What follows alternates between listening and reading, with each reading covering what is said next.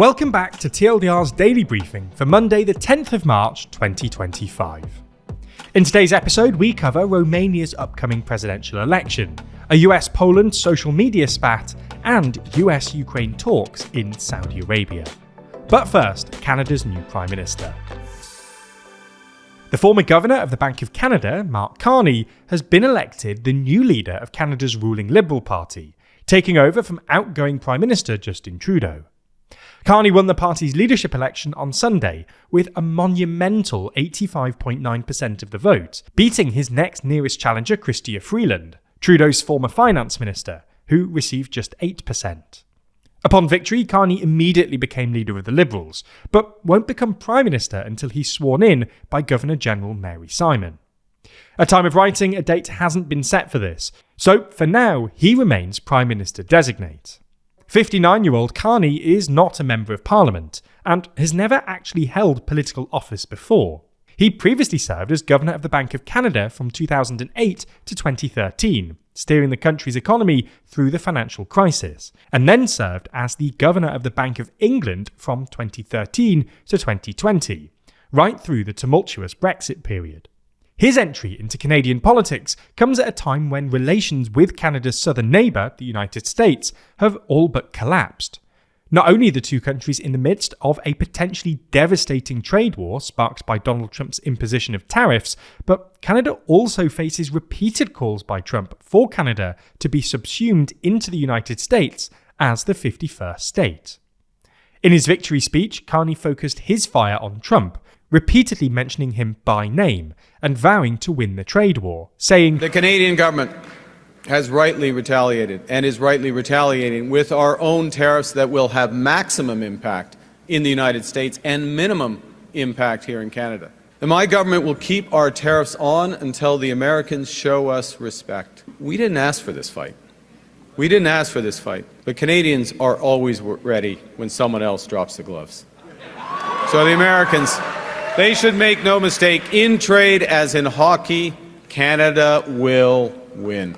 On Trump's desire for territorial expansion, Carney said, "America is not Canada, and Canada never, ever will be part of America in any way, shape, or form." Once Carney is officially sworn in as Canada's 24th Prime Minister, he will fill a new cabinet, and may move to quickly call a general election that must be held by October the 20th this year at the latest. And the election is looking far more competitive than it once did.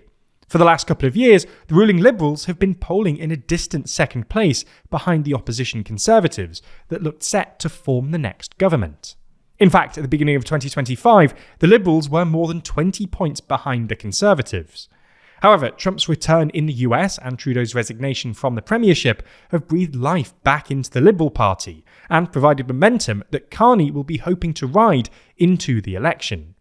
Recent polls show the Liberals having significantly narrowed the gap to just the single digits, indicating that neither the Liberals or Conservatives would be able to form a majority government. You're listening to TLDR's Daily Briefing. If you want more explainers on what's happening in the world, then you should check out TLDR's other channels. Today, we released a video on the US trade deficit, as well as our exclusive interview with the UK Prime Minister. You can find those videos linked in the description or show notes for this episode, or by searching for TLDR on YouTube or Nebula.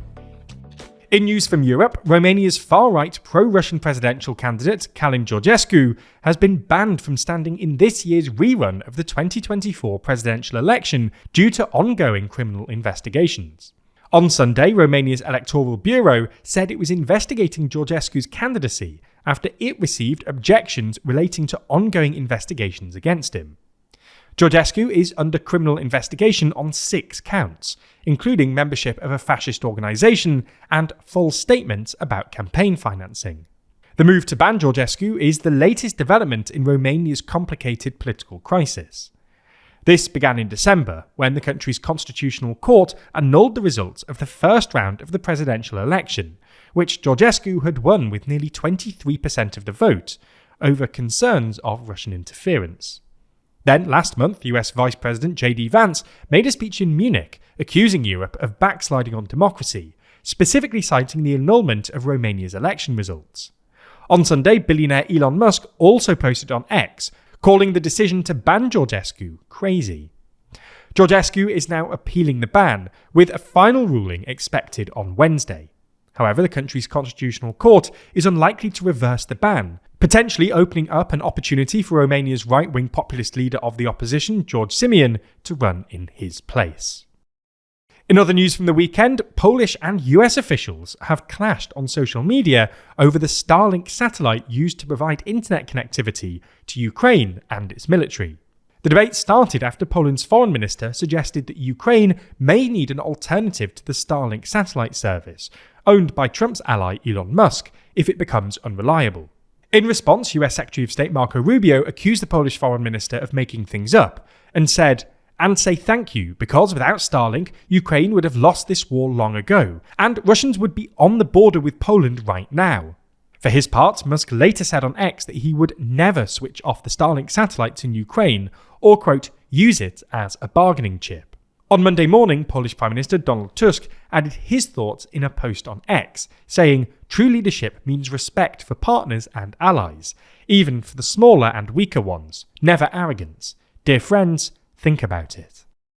Finally, US and Ukrainian delegations are preparing for talks in Saudi Arabia tomorrow on ending the war in Ukraine. Ukraine is expected to propose a ceasefire in the air, at sea, and on energy infrastructure, an idea first floated by French officials last week, for which it wants US backing. Meanwhile, the US is seeking a minerals deal with Ukraine, which Ukrainian President Volodymyr Zelensky has made clear he's ready to sign. The US's Middle East envoy Steve Witkoff has said the US expects substantial progress and to, quote, get down a framework for a peace agreement and an initial ceasefire as well. That's all for today. We'll be back with you tomorrow, so make sure you're subscribed wherever you listen. In the meantime, you can check out our exclusive interview with the UK Prime Minister Keir Starmer on the TLDR UK channel. We've linked it in the podcast description or show notes for this episode. This was a TLDR News production hosted by Ben Blissett, written by Rory Taylor and Georgina Findlay, and produced by Scarlett Watchorn. Thank you for listening, and we'll be back again tomorrow.